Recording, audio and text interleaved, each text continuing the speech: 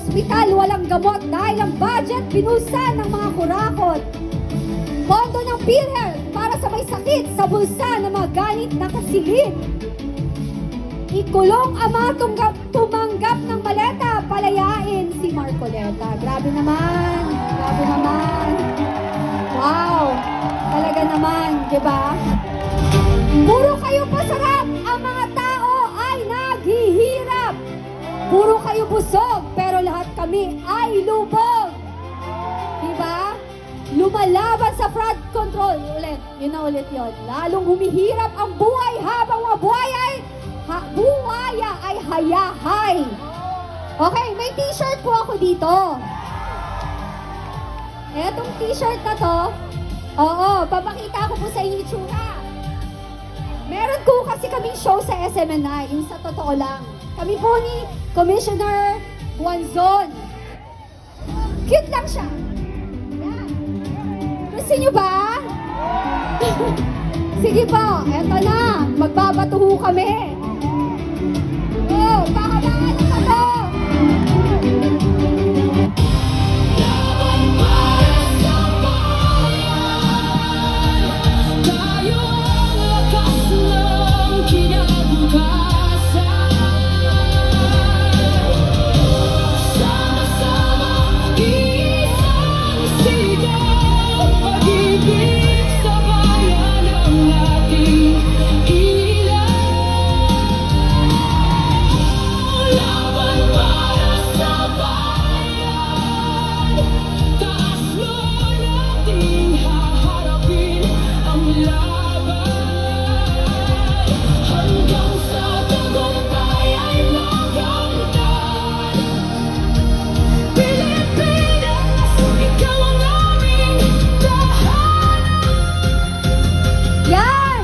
Mamaya ulit, ha? Okay na. Kaya ako.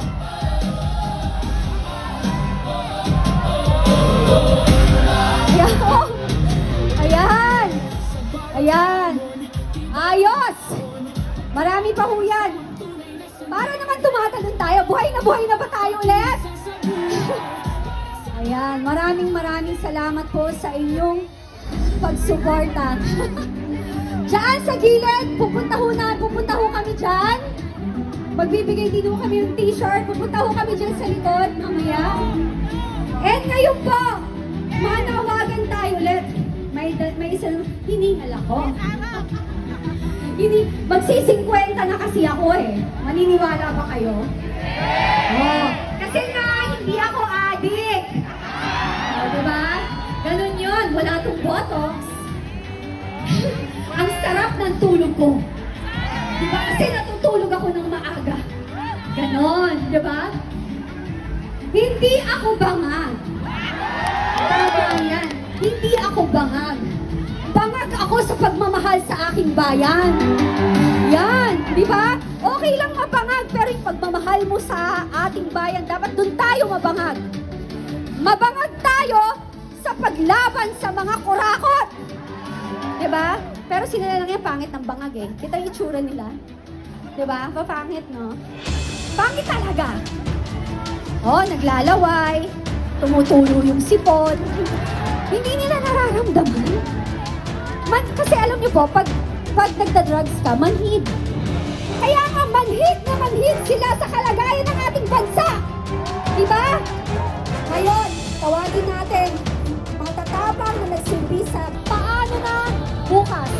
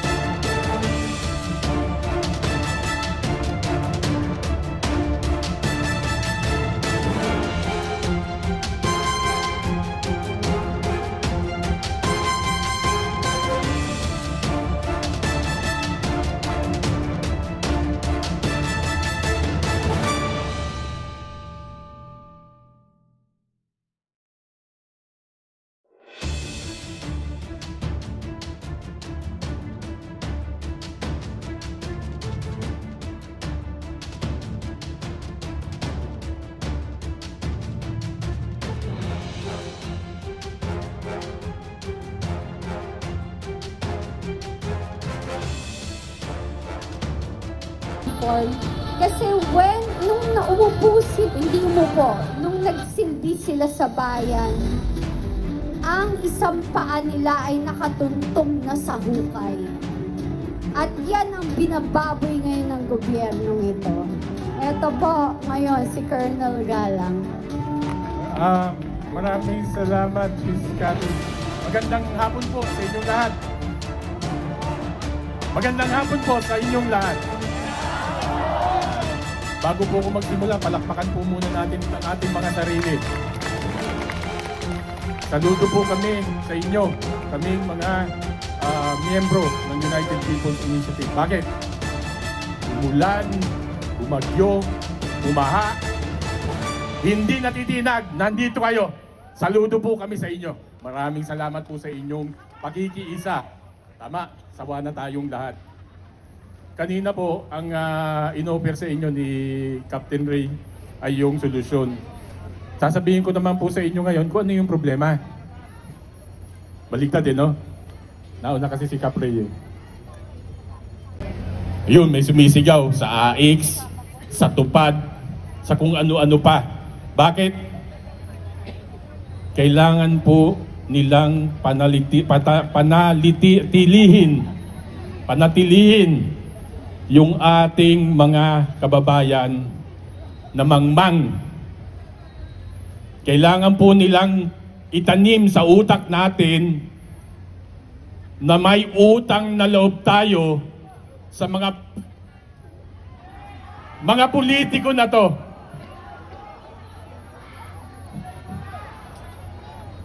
Yun po ang ginagawa nila. At ano po ang pinakamasakit doon?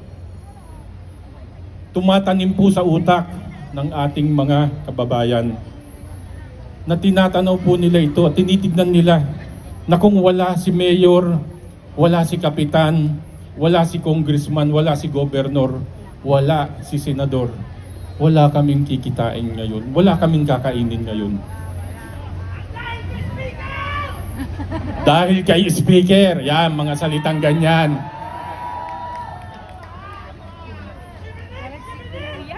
Mga kapatid ko, mga kababayan ko nandito ngayon, lahat po tayo ngayon ay may obligasyon at may responsibilidad na mulatin, gisingin po natin, lalong-lalo na yung ating mga kabataan. Ang una pong problema ng bansang ito, mga korap na politiko.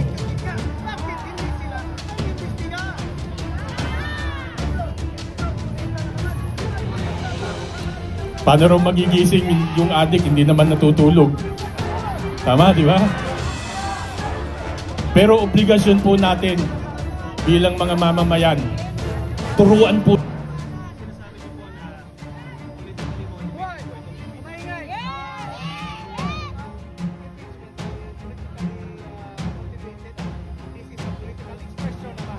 Pero alam naman natin na ngayon 13 sila. But I believe tomorrow,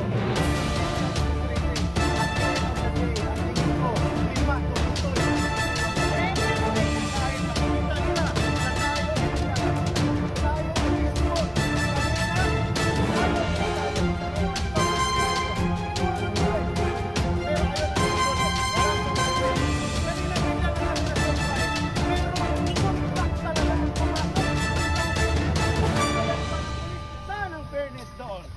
So yan yung sinasabi ko, saan ang batas ngayon? Dapat maniwala ko hindi ako.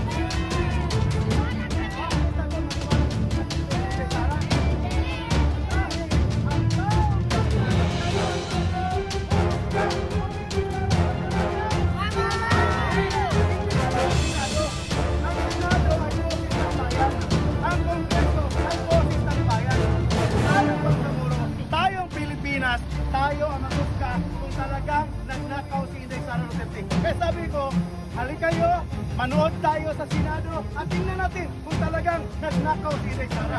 I-sure nyo lang. Pero kung meron pong ebidensya, for example, yung sinasabi po nila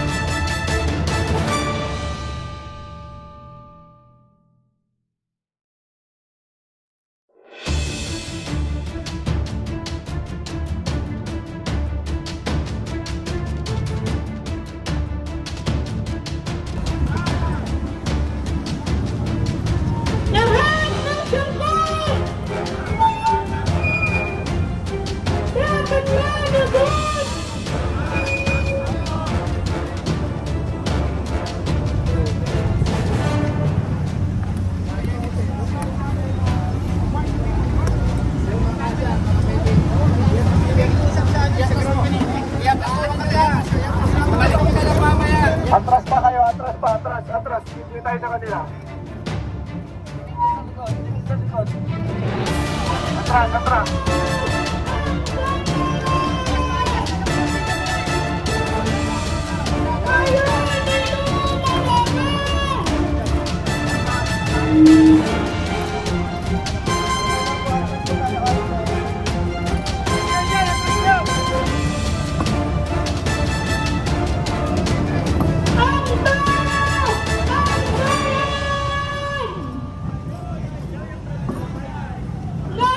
ay lumalaban na natin! Ang bayan! Ngayon ay lumalaban! Ang bayan! Ngayon ay lumalaban! Lahat ng sangkot! Dapat managot! Marcos singilin! Mas malakas! Big Marcos singilin! Duterte panatikin! Walang-walang ng bisig ng ating bansa! Basta nasa labas ng krisis na kinakaharap ng ating ekonomiya! Kagyat lamang na ipanawagan lahat ng sangkot! Dapat managot! Ang bayan! Ngayon ay lumalaban! Marcos singilin! Duterte panagutin! Marcos singilin! Duterte panagutin! Kasabay ng pagpapanawagan natin na wakasan ang korupsyon, wakasan ang kahirapan, at wakasan ang pinagsiya. Sabay-sabay natin ipanawagan.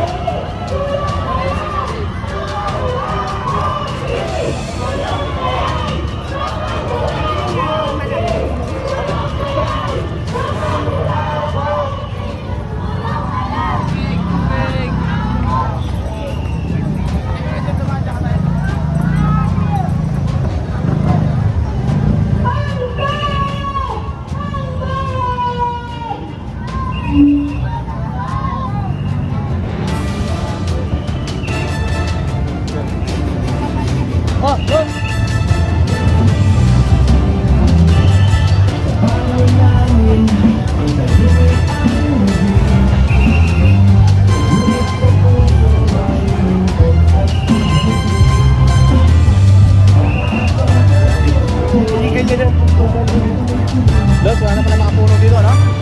Pwede ko. Talot, sige.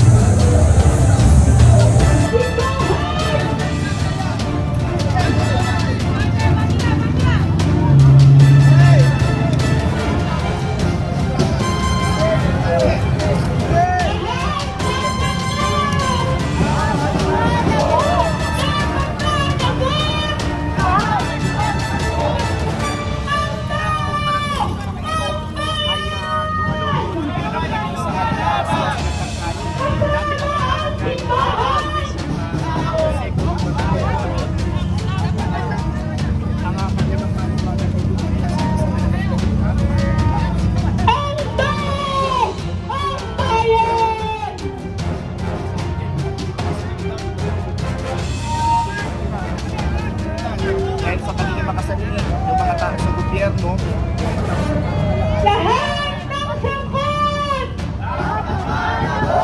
Dapat managot! Ang tao! Ang bayan! Ngayon ay lumalaban! Ang tao! Ang bayan! Ang tao! Ang bayan!